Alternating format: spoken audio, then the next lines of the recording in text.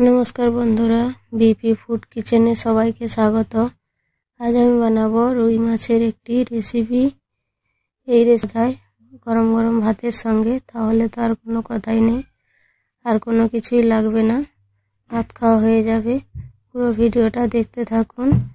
এখানে আমি কড়া বসিয়ে দিয়েছি, কড়া বসিয়ে সরষের তেল দিয়ে দিয়েছি। আপনারা চাইলে সাদা তেলও করে নিতে পারেন। এখানে তেলটা ভালো করে গরম হতে হবে।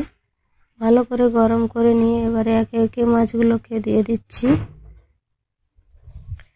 মাছগুলো এক সাইড ভালো করে ভেজে নেব, তারপরে উল্টে দিচ্ছি।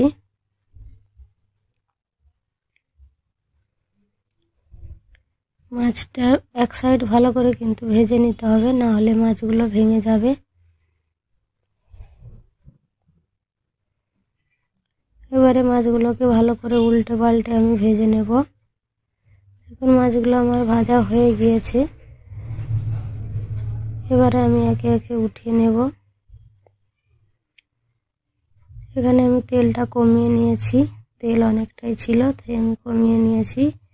এবারে আমি দিয়ে দিচ্ছি একটা তেজপাতা আর শুকনো লঙ্কা। সরষে বাটা দিয়ে রান্না করলে কিন্তু তেলটা অল্পই দিতে হবে, বেশি তেল দিলে কিন্তু ভালো লাগবে না, তাই আমি তেলটা কমিয়ে নিয়েছি। এবারে দিয়ে দিচ্ছি একটা পেঁয়াজ কুচি।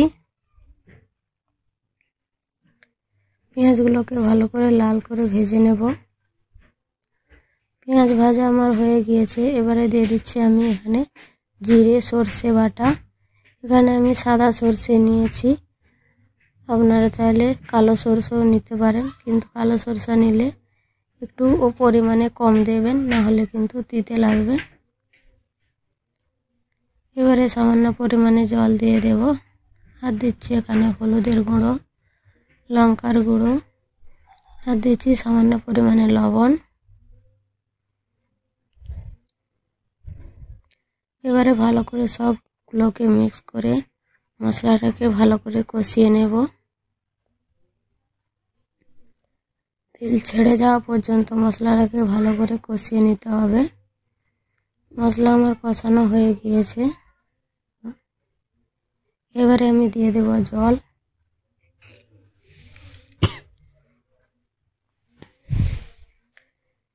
এই রান্নাটার সবজিটায় কিন্তু একটু ঝোল ঝোল রাখতে হবে, তাহলে কিন্তু ভালো লাগবে, তাই আমি জলের পরিমাণটা এখানে বেশি দিয়েছি। এবারে ফুটতে দেব। ঝোলটা আমার ফুটে গিয়েছে। গ্যাসটা হাই করেই কিন্তু ঝোলটা ফুটিয়ে নিয়েছি। এভাবে ঝোলটা কিন্তু 5-7 মিনিট ফুটিয়ে নেব। 5-7 মিনিট ফুটানো আমার হয়ে গিয়েছে।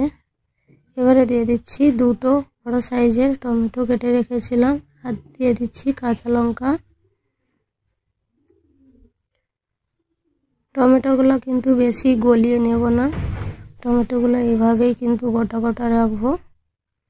টমেটোটা দিয়ে 2-3 মিনিট মতো ফুটিয়ে নিয়েছি। দেখুন টমেটোগুলো কিন্তু এইভাবেই রয়েছে।